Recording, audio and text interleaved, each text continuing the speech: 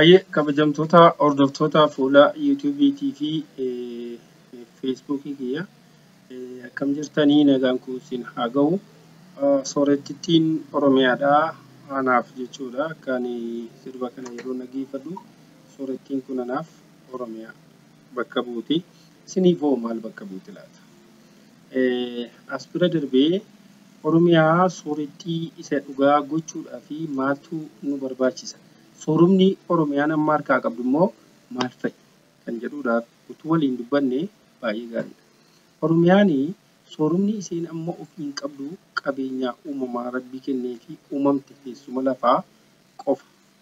Kana keessaa immoo albuudii lafa keessatti argaman bosonni, lafti diriiraan qonnaadhaaf mijatu, haalli qilleensaa akkasumas dabalataan jechuudha. Uumaan paawar yookaanis immoo uumaan kaapitaal inni jedhamu humni namaa hojii hojjechuu danda'u dargaggoota hedduu qabaachuudhaan Oromiyaan carroomtudha. Garuuti Oromiyaan lafti ishee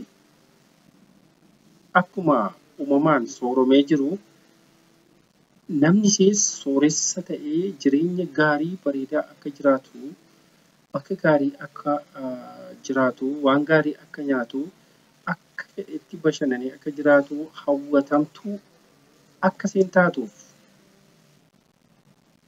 ammam hojjetaa jirra. Mee kana ilaalchisee waan an jedheefin qaba. Eddii jijjiiramni kun dhufee kan jijjiirama duraayyuu na dhiibneyyuu eddii jijjiiramni kun dhufee qaamoleen adda addaa yerootti hojii hojjetan arginaa jechuudha. Qaamonni adda addaa karaan ittiin qaan ittiin hojiitti makamanuu baay'ee bal'aadha. Baay'ee bal'atee jechuudha. Garuu hojii sanatti kan galaaru reetii isaa yoo ilaalle muraasa. Lafti misoomuu qabu fi callaan argamuu qabu waggoota kana keessa argamaa hin jiru. Yooma argamuudhaaf ta'a. Callaan kun akka argamuudhaaf eenyuunfaatu irratti hojjechuu qaba. Kun gaaffii isa kan biraati.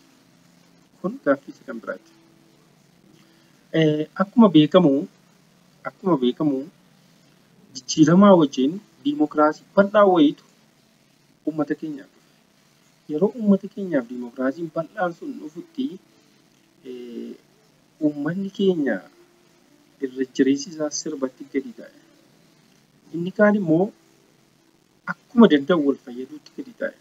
Inni fira qabuu fi inni aangawoota ciccimaa abbootii qabeenyaa ciccimaa qabu baay'ee waan tarkaanfatanitti fakkaata. Inni kaan immoo carraa jirutti fayyadamee tarkaanfachuudhaaf hin dandeenye. Warrumti abbootii qabeenyaa osoo hin taane abbootii taayitaa qabanii jireenya jiraachaa jiru malee jireenyi isaanii aangoon sun gaafa dhaabbatu kan dhaabbatu natti fakkaata. Maaliif kaffaltii argatanuuf carraa adda addaa qabeenya maddi isaan beekamne argatanuun bashannananii jiraachuudhayyuu akka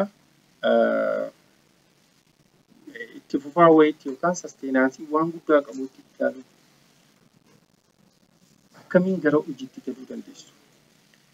Hooggantoonni keenya sadarkaa gajjallaa kana jiran, giddu galeessa jiranuu fi Oromiyaarra kanneen jiranuu sochiin isaanii maal fakkaata?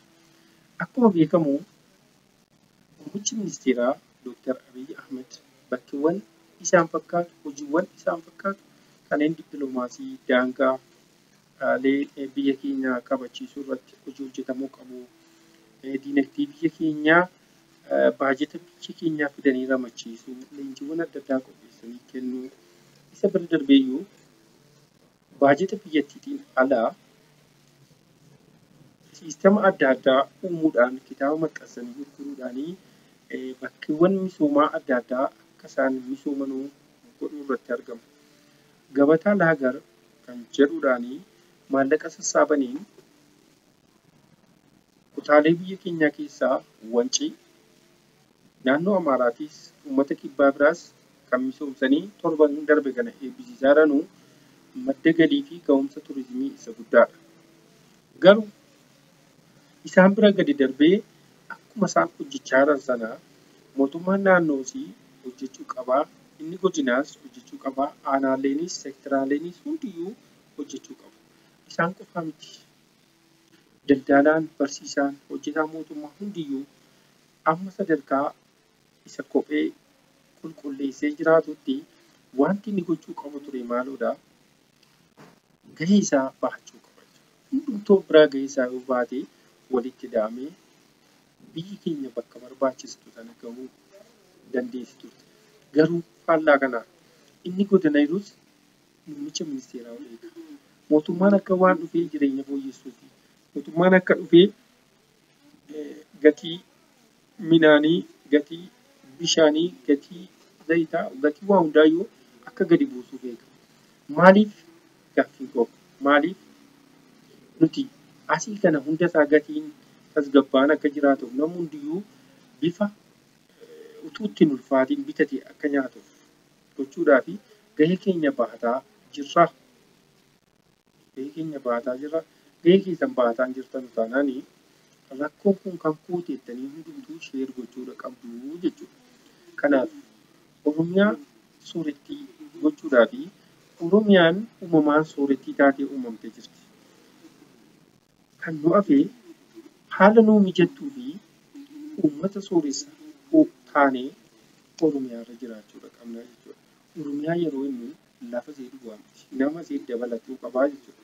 Kanaaf amma namni ishee sooressa hin taanetti lafi ishee soorettii taate qofaan waan hin qabu. Kanaaf itti yaada Oromiyaa soorettii uumuudhaaf guyyaa falkan hojjedhaaf. Soorettii koo ikka bu'aan hin dhabeessi koo ta'ee fanda gama. Hojituu koo sumatuu adda kanaaf hunduu siif hirriba dhabaa.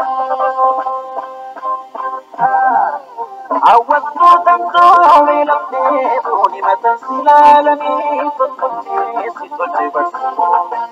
Hojituu